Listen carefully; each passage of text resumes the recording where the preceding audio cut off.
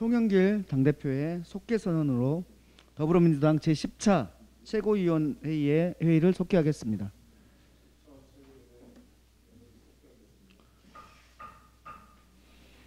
예, 모두 발언이 있겠습니다. 우리 송영길 당대표의 발언이 있겠습니다.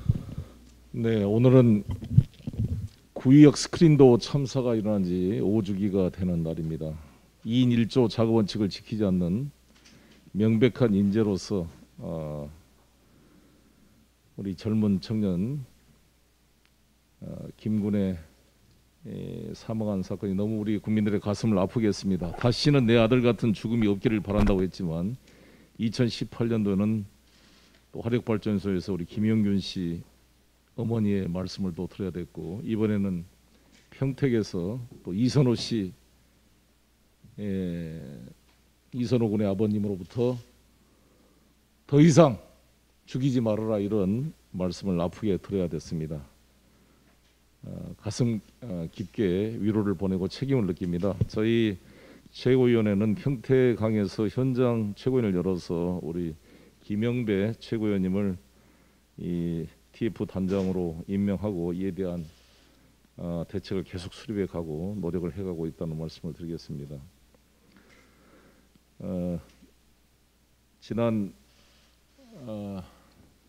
그저께 우리 청와대 대통령님 초청으로 5당 대표가 청와대에서 한미 정상회담의 성과에 대한 설명을 들었습니다. 이 자리에서 우리 야당 김기현 직무대행 그 대표님으로부터도 여러 가지 말씀을 들었습니다. 또 할 말씀이 상당히 많으셨습니다. 안철수 대표님도 그러고. 그래서 대통령께서 이렇게 할 말씀이 많으신데 우리가 합의했던 여야정 국정협의체를 조속 가동하자는 말씀을 주었습니다. 저도 전폭 동의하고, 비록 지금 1년밖에 없는 상황이고 야당에서도 백신 문제나 그리고 지금 손실보상 문제 등 여러 가지 현안 논의할 게 많습니다. 그래서 저는 여야정 협의체를 빨리 복원시켜서 같이 논의가 됐으면 좋겠다는 말씀을 드리겠습니다. 그래서 우리 국민의힘에서도 항상 협치를 주장하시는데 이게 바로 협치의 구체적 내용이 아닌가 생각이 들고, 이 협치가 협력할 협자가 아니라 협량할 협자가 되지 않도록 대승적으로 우리 국민의힘께서 참여해서 이 국익에 대해서는 여야가 함께 머리를 맞대는 그런 계기가 됐으면 좋겠습니다. 부산 보건소에서 근무하던 7년차 간호직 공무원이 지난 23일 극단적인 선택을 했습니다. 참으로 안타까운 일이고 고인의 명복을 빌고 유가족들에게 위로를 보내겠습니다. 코로나19 방역 일선 현장에서 엄청난 경무와 스트레스에 시달리면서 국민의 건강을 지키려 노력해 주신 우리 간호직 분들, 또 의료진들에게 정말 감사를 드리는데, 과연 우리가 이렇게 감사를 드리고 덕분입니다라는 것을 합니다만 실제로 그에 걸맞는 대책과 뒷받침이 되고 있는지 점검을 해봐야 된다고 생각이 듭니다. 그래서 지난 18개월 동안 지속되어 온 코로나19로 많은 의료진들이 지금 사실 탈진 상태에 빠져 있습니다. 우리 인구 1000명당 간호사 수는 3.8명으로 OECD 평균 인구인의 8.9명의 절반에도 미치지 못할 정도로 턱없이 부족하다 그럽니다. 그래서 이 간호사들의 그런 이탈, 전담병원 인력 충원 등이 시급한데, 이런 문제를 개선하기 위해서 지금 김민석 보건복지위원장께서 지난번에 간호법 제정안을 발의, 현재 소위 중에 논의 중에 있습니다. 세계 90개국에 있는 간호법이 현재 대한민국에는 없는 상태입니다. 간호사는 의사, 치과의사, 한의사, 조산사 등 5대 의료인 중 68%로 가장 많은 인원을 차지하고 있습니다. 그래서 야당에서도 간호법 제정에 찬성한 만큼 논의의 속도를 내서 이게 빨리 통과되고 이를 뒷받침할 수 있었으면 좋겠습니다. 이번에 어제 우리 재정대책회의가 있었습니다만 저는 이 공공의료 확충의 필요성에 대해서 상당히 강조를 했습니다. 지금 울산과 광주가 공공의료원이 지금 건립이 안 돼 있는데, 이것은 뭐 BC 분석의 문제가 아니라 국민의 건강을 위해서 시급히 우선적으로 배정돼야 될 예산 항목임을 강조를 했고요. 특히 사회복지 분야에 근무하시는 분들, 특히 의료진, 간호사 등 코로나19와 싸우고 있는 분들에게 충분한 인력이나 재정적 뒷받침이 될 수 있도록 우선순위를 두도록 노력하겠다는 말씀을 드리겠습니다. 환자의 생명과 건강을 지켜 땀 흘리는 간호사님들에게 노고에 다시 한번 감사를 드리고 여러분들이 긍지를 가지고 일할 수 있도록 근무 환경과 처우 개선에 박차를 가하도록 하겠습니다. 이상입니다. 예, 다음은 윤호중 원내대표의 발언이 있겠습니다. 예, 다시 한번 여야정 상설 협의체의 가동을 촉구합니다. 이 김기현 대표는 옆구리를 툭툭 치지 않아도 여야정 협의체가 왜 필요한가 잘 알 것입니다. 코로나 위기 극복, 또 경제 회복, 나아가서 이번 한미 정상회담을 통해서 한미 동맹이 백신 동맹, 기술 동맹, 평화 동맹, 나아가 경제 동맹으로까지 격상되고 있습니다. 한미 동맹의 중요성을 항상 강조해온 국민의힘이 이 한미 동맹을 심화시켜 나가는 데에 이 적극적인 역할을 하려면 여야정 상설 협의체에 참여하지 않을 이유가 없다, 이렇게 말씀드립니다. 어제 국가재정전략회의가 있었습니다. 당정청이 머리를 맞대고 이 재정 운영 기조를 논의했습니다. 코로나 위기 속에서도 우리 경제가 그동안 선방을 해온 것은 재정의 역할이 컸습니다. 이 4차례의 추경을 포함해서 확장적 재정 운영을 통해 다른 주요국에 비해서 코로나 피해를 최소화하고 빠른 경제 회복을 하고 있습니다. 이 같은 회복세를 확인해 주듯이 어제 한국은행은 올해 우리 경제 성장 전망치를 4%로 1%포인트 상향했습니다. 아울러 원활한 코로나 백신 접종으로 거리두기 완화 등 우리 국민의 일상과 경제 활동이 회복되는 데 발맞춰서 이제 올해 2차 추경이 마련된다면 우리 경제에는 특급 윤활유 역할을 할 것이라고 봅니다. 내년도 재정뿐만 아니라 올 하반기 경제 운영에 있어서도 정부의 포용적인 확장 재정 정책을 기대합니다. 역사적인 P4G 서울 정상회의가 내일 열립니다. 전 세계 정부와 기업, 시민사회가 머리를 맞대고 포용적 녹색 회복을 통한 탄소 중립 비전 실현을 주제로 소통하는 자리입니다. P4G 서울 정상회의는 우리나라가 코로나 이후 대전환의 시대에 기후 위기 대응에 선도적 역할을 할 수 있는 중요한 계기가 될 것입니다. 지속 가능한 녹색 지구의 분기점으로 기록될 P4G 서울 정상회의의 성공적인 개최를 기원합니다. 예, 어제 우리 당은 정책 의총을 통해서 부동산 정책을 발표한 바 있습니다. 그러나 일부 언론에서는 여전히 우리 당과 국민들의 사이에 불안을 부추기고 이간을 하는 선동성 기사를 쓰고 있습니다.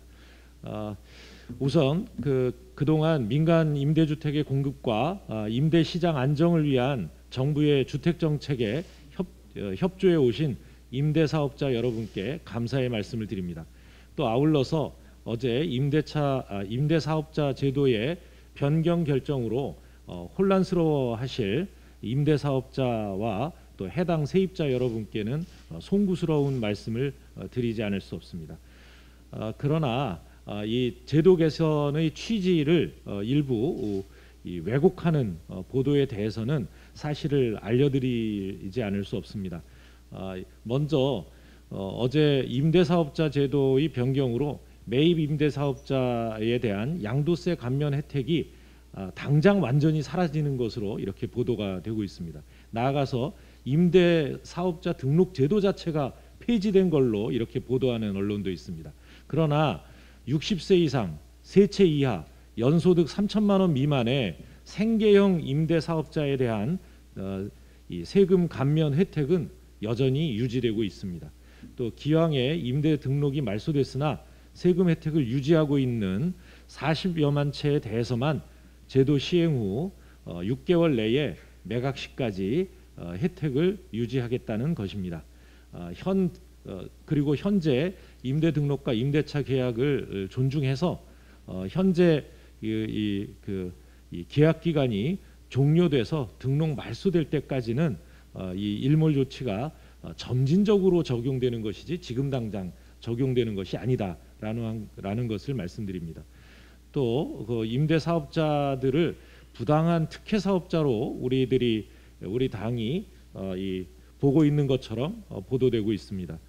그러나 일부 임대 사업자에 대한 이야기입니다. 원룸 빌라 700채를 가진 기업형 임대 사업자가 제도를 악용한 사례, 이런 것들을 불식시키자는 것이지 선량한 임대 사업자들은 여전히 보호될 것이라는 것을 말씀드립니다. 또 등록 말소 시 6개월간 세금 혜택을 유지해서 혹시 그 매각이 되지 않더라도 LH 등이 매입함으로써 임대 사업자가 투자금을 회수할 수 있는 길은 열어놓았다는 점도 알려드립니다. 임대 사업자 세금 특혜가 사라지면서 마치 전월세 시장이 불안해지고 임차인에게 피해가 가는 것처럼 이야기하는 것도 있었습니다. 임차인의 동의 없이는 어떤 경우도 자진 말소될 수 없기 때문에 이 임차인의 권리는 절대 침해되지 않는다라는 것을 말씀드리고요. 공적 매입 등을 통해서 민간 임대주택이 임대 시장에서 사라지는 것을 최대한 억제함으로써 임대 시장에 미치는 영향도 최소화하는 데 노력하겠다는 말씀을 드립니다. 이상입니다. 네, 다음은 김용민 최고위원의 발언이 있겠습니다. 네, 수요일 날 검찰총장 인사청문회가 있었습니다. 그 과정에서 있었던 일에 대해서 국민의힘과 조수진 의원 등은 민주당과 저에게 사과를 요구하고 있는 것 같습니다. 그러나 그날 그 인사청문회에서 저는 정관 비리에 대해서 정당한 문제 제기를 하고 있었습니다. 거기에 대해서 조수진 의원은 발언권도 없이 저에 대해서 욕설에 가까운 막말을 했습니다. 저에게 인간도 아니다라고 지속적인 막말을 했고 거기에 대해서 제가 제지하는 그런 발언들을 했던 것입니다. 이와 관련해서 그 이후에도 그 국민의힘과 조수진 의원은 그 회의가 정회된 이후에 우리 당 의원에게 몸싸움을 통해서 동료 의원인 우리 당 의원에게 멍이 들 정도의 폭행을 가했습니다. 이런 사정들이 먼저 사과를 해야 되고 국민의힘이 반성하는 모습을 보여야 할 것입니다. 한편 이에 대한 언론의 균형 있는 보도도 필요하다라고 생각됩니다. 언론에서는 일방적으로 조수진 의원의 말만 듣고 보도를 하는 것은 아닌지 우리 당에 대해서도 이 문제에 대해서 충분히 취재하고 질의하고 해서 균형 있는 보도를 해주시기를 부탁드리겠습니다. 한편 국민의힘은 이 사건을 계기로 전관비리 문제에 대해서 어떻게 해결할 것인지 같이 머리를 맞대고 동참해 주시기를 바랍니다. 민주당의 주인은 민주당원입니다. 당의 지도부가 변경되었다고 곧바로 당이 쇄신이 이루어지는 것은 아닐 것입니다. 당의 주인이 제 목소리를 낼 수 있고 그 목소리가 당 의사결정에 중요하게 반영되어야 할 것입니다. 이를 통해 민주당은 진정 쇄신을 할 수 있습니다. 우리 헌법 제8조 2항에서 정당은 그 목적, 조직과 활동이 민주적이어야 하며 국민의 정치적 의사 형성에 참여하는 데 필요한 조직을 가져야 한다라고 규정하고 있습니다. 이에 따라서 우리 당원은 당원을 중심으로 당을 운영하도록 명시되어 있습니다. 한편 대의원대회라는 대의 기관을 두어 당원의 재정 및 개정, 당 지도부 선출 등에 있어 중요한 의사 결정을 할 수 있도록 하고 있습니다. 이에 반해서 당의 진정한 주인인 당원들은 당의 중요한 의사결정이나 당 지도부 구성 등에 있어서 사실상 소외되어 있거나 상대적으로 역할이 축소되어 있는 것은 아닌지 우리가 되돌아봐야 할 것 같습니다. 특히 당대표, 최고위원, 예비경선 등 지도부를 뽑는 과정과 지방의회 비례대표 후보의 선출 과정 역시 권리당원의 의견을 제대로 묻지 않고 있는 점은 저희가 개선해야 될 방향이 아닐까 싶습니다. 당원 각자의 다양한 의견을 당에 전달하기 쉽지 않다라는 지적도 있는 것 같습니다. 특히 원외 지역의 경우 권리당원의 목소리를 모아서 당에 전달하기가 더욱 어려운 것 같습니다. 더불어민주당 당원이라면 문자 폭탄보다 나은 충분히 소통할 수 있는 당내 창구가 필요하다라고 라는 지적도 있는 것 같습니다. 당내의 기득권이 특권이 되고 특정 세력의 조직으로 운영되지 않으려면 당원, 권리당원의 건강하고 다양한 의견이 당 운영에 반영되어야 합니다. 우리나라는 정치적 민주화는 이루어냈지만 사회 전반에 걸친 민주화가 아직 완성되지 못한 상태입니다. 우리 당이 선제적으로 당내 민주화를 발전시켜 생활 속 민주주의를 뿌리내리게 해야 할 것입니다. 이러한 일들이 가능하도록 당 쇄신과 당내 민주화를 위한 논의가 활발해지기를 기대하겠습니다. 이상입니다. 네, 다음은 강병원 최고위원의 발언이 있겠습니다. 어제 국회 정문 앞에서는 주택임대사업자 세제 특혜를 폐지하자는 우리 당 의원님들과 시민사회단체와 함께하는 기자회견이 있었습니다. 그 자리에는 우리 김윤덕 의원님, 김두관 의원님, 진성준 의원님, 그리고 경제정의실천 시민연합, 참여연대 등 시민단체가 함께 해줬습니다. 우원식 의원님, 박재호 의원님, 소병훈 의원님, 김남국 의원님, 이규민 의원님, 이용우 의원님도 지지의 뜻을 함께 보내주셨습니다. 2021년 대한민국은 집값으로 고통받고 있습니다. 2006년 평균 연봉의 8배였던 서울시 아파트의 평균 가격은 2021년에는 평균 연봉의 17배가 되었습니다. 하늘 높은 줄 모르고 치솟는 집값은 무주택 서민들에게 사실상 근로소득으로 주택을 구입할 수 없다라는 절망적 메시지를 주고 있습니다. 집값 폭등으로 불로소득은 호황기에 있지만 노동의 가치는 땅에 떨어져 버렸습니다. 이것이 이 시대의 불공정과 불평등의 가장 큰 원인이라고 생각합니다. 이러한 불공정과 불평등은 지난 2014년 2월 박근혜 정부가 시행한 주택임대사업자에 대한 세제 혜택으로 가속화되었습니다. 주택임대사업자 세제 혜택은 부동산 투기를 부추기는 투기 조장 정책으로 마땅히 폐지되었어야 할 다주택자 특혜 정책이었습니다. 다주택자 장려 정책이었습니다. 하지만 2017년 12월 주택임대사업자의 세제 혜택은 더욱 확대되었고 이는 부동산 가격을 걷잡을 수 없이 올리는 역할을 했습니다. 집값을 잡겠다는 국민과의 약속에 반대 방향으로 역주행했던 것입니다. 집권 여당의 한 사람으로서 이 부분에 대해서 국민들께 진심으로 죄송하다는 말씀을 드립니다. 국토의 자료에 따르면 52만 임대사업자 중 상위 30명이 1만 1천 채가 넘는 주택을 소유하고 있습니다. 198명이 3만 5천 채를 갖고 있습니다. 594채를 가지고 있는 분도 있습니다.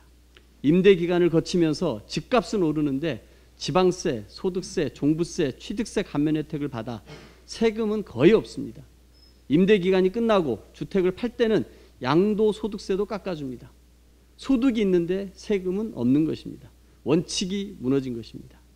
주택임대사업자 세제 혜택의 문제점을 인식한 정부는 본 의원이 작년 민주당 의원 10명과 함께 발의한 주택임대사업자 혜택 폐지 3법의 일부를 반영해 작년 710 대책을 발표하면서 아파트에 대한 신규 임대주택 등록을 금지했습니다. 그러나 이미 등록된 임대주택들에 대한 혜택을 유지함으로써 주택임대사업자들이 보유한 주택이 시장에 공급되지 않았고 집값은 상승을 지속하고 있었습니다.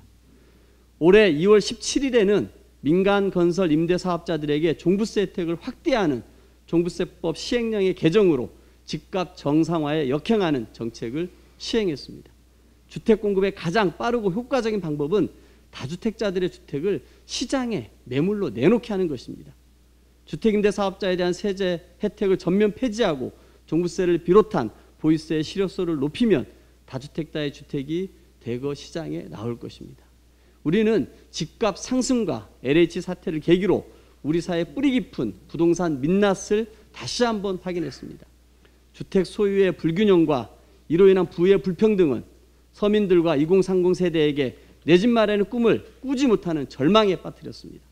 주택임대사업자 세제 혜택을 폐지하는 것은 조세 정의를 바로 세우고 집값을 정상 수준으로 하락시켜 서민들과 2030 세대가 공정한 대한민국에서 살아가도록 하는 길입니다. 우리는 주택임대사업자에 대한 세제 특혜 폐지를 통해 불평등의 근원을 해결하고 서민 주거 안정의 길로 우직하게 걸어가겠습니다. 어제 우리 당 정책의총에서 이 제도의 신규 등록을 금지했습니다. 건설 임대는 유지하기로 했습니다만 혹시 건설 임대가 분양을 할 것을 임대로 돌리고 있는 것은 아닌지, 아파트를 지어서 분양을 해야 됨에도 불구하고 이것을 일부러 미분양시켜서 건설 임대로 돌릴 수 있는 구멍은 없는지 철저하게 살펴보도록 하겠습니다. 과다한 세제 혜택이 주어지고 있는 이 제도가 조기에 세제 혜택이 축소되고 폐지될 수 있도록 이 부분도 꼼꼼하게 살피겠다는 말씀 드립니다. 이상입니다. 네, 다음은 백혜련 최고위원의 발언이 있겠습니다. 요즘 베스트셀러 중에 달까지 가자라는 소설이 있습니다.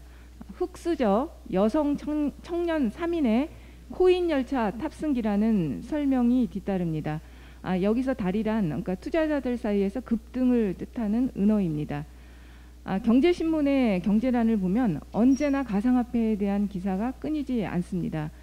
오늘 모 신문의 주요 기사 제목 중에 하나는 카드사 해외 매출 급증이었고 그 내용은 해외에서 싸게 가상화폐를 구매해서 국내에서 비싸게 되팔기 위한 것이라는 내용이었습니다. 투자자가 500만 명, 하루 거래량 30조 원. 이것이 지금 우리나라 가상자산 거래의 현실입니다. 가상자산의 전자화폐 기능에 대한 설왕설래를 차치하더라도 현재 가상자산이 주식처럼 거래되고 있는 상황은 부인할 수 없습니다. 가상자산의 법적 지위가 불분명함으로써 발빠른 대응을 하지 못하고 있는 것이 또 현실입니다. 금감원이 핀테크 현황에 비트코인, 이더리움 등 가상자산을 포함시켰고 대법원 판례는 가상자산을 재산적 가치가 있는 무형의 재산으로 보고 몰수의 대상이 된다고 판시했습니다. 그렇지만 이용자 보호에는 여전히 소극적입니다. 가상자산에 자금이 몰리는 현상에 대해 부정적으로만 보거나 모르쇠로 일관하는 것은 책임 방기입니다. 가상자산의 거래는 자금 세탁 방지, 개인정보 보호, 과세, 블록체인 기술의 활용 등 여러 부처의 소관 업무가 중첩되고 있습니다. 이 부분에 대한 교통정리가 시급하고 주무부처의 지정을 통해서 컨트롤 타워가 구축되어야 할 것입니다. 이제 가상자산 이용자 보호 및 거래 안정화를 위한 법률을 적극 검토할 때입니다. 이미 관련 법안이 국회에 제출되어 있습니다. 여야가 적극 머리를 맞대고 가상자산에 대한 법적 지위 규정과 투자자 보호에 나서야 할 것입니다. 또한 사실상 주무부처의 역할을 해야 하는 금융위원회도 전향적인 태도와 적극적인 대응을 요구합니다. 감사합니다. 네, 다음은 김영배 최고위원의 발언이 있겠습니다.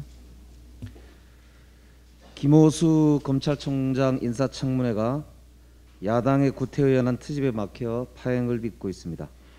인사청문 경과보고서 송부시한을 넘긴 것은 물론입니다. 후보자에게 특별한 결격 사유가 있는 것도 아닙니다. 검찰총장에게 전관예우 폐지를 요청하는 동료 의원 질의 내용에 발끈해서 청문회에 불참한 야당은 끝내 청문회를 무산시켰고 국회의 권능과 의무를 스스로 저버렸습니다. 대통령이 31일까지 인사청문 경과보고서를 보내달라고 다시 요청했습니다. 야당에 말씀드립니다. 무려 86일째 공백인 검찰총장 자리를 이렇게 방치해도 괜찮다는 말씀입니까? 당장 회의를 열고 인사청문 검증 의견을 담은 경과보고서 채택에 동참해 주시기 바랍니다. 제발 국회가 해야 할 일을 합시다.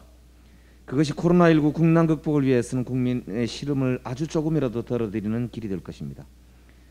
미국 식품의약국 즉 FDA가 한국의 코로나19 대응 보고서를 공개했습니다. FDA가 다른 나라의 보건정책을 평가하는 보고서를 낸 것은 매우 이례적입니다. 보고서는 2016년 메르스 사태의 교훈을 거울 삼은 한국의 대응 전략이 코로나19 확산 곡선을 평평하게 만들었다라고 하면서 K방역의 성공을 칭찬했습니다. 또 블룸버그의 5월 코로나 회복력 순위에서 대한민국은 지난달 대비 한 계단 상승한 5위를 기록했습니다. 모두 보건당국과 의료진 그리고 국민 여러분의 노력 덕분입니다. 정말 감사하다는 말씀 올립니다. 이제 한 걸음 더 나아갑시다. 65세 이상 접종과 자녀 백신 예약이 시작됐습니다. 접종 대상이 아닌 30세 이상 성인이라면 누구나 포털 서비스를 통해서 주변 병원의 자녀 백신을 조회하고 접종 예약을 할 수 있습니다.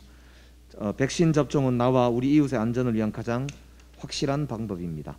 의료 시스템 붕괴를 걱정하고 마스크를 사기 위해 줄을 섰던 1년 전을 떠올리면 격세지감이라고 할 수 있습니다. 꼭 접종하시기 바랍니다. 11월 집단 면역 달성이 곧 민생의 활력입니다. 마지막으로 극단적 선택을 하신 우리 부산보건소의 간호직 공무원의 명복을 빌면서 안타까운 죽음이 반복되지 않도록 산재 안전 TF 팀장으로서 오늘 부산 항만 내 사고 현장을 다녀오겠다는 말씀드립니다. 이상입니다. 네, 다음은 전해숙 최고위원의 발언이 있겠습니다. 네, 어제도 야당 대변인은 아스트라제네카 백신의 안전성을 문제 삼으며 불안감만 조장하고 있습니다. 어제 65세에서 75세 일반 접종이 시작됐습니다. 64만 6천 명이 백신을 접종하는 신기록을 세웠습니다. 노쇼 백신을 맞기 위해 예약 사이트에 접속하는 인원이 너무 많아 한때 접속이 불가능하기까지 했습니다. 현명한 우리 국민들은 어느 말이 진짜이고 가짜인지를 정확하게 알고 계십니다. 코로나19를 이겨내기 위해서는 집단 면역을 하루빨리 형성하는 것이 최우선의 과제입니다. 약사 출신으로 한 말씀 드리겠습니다. 모든 약은 부작용을 조금씩 갖고 있습니다.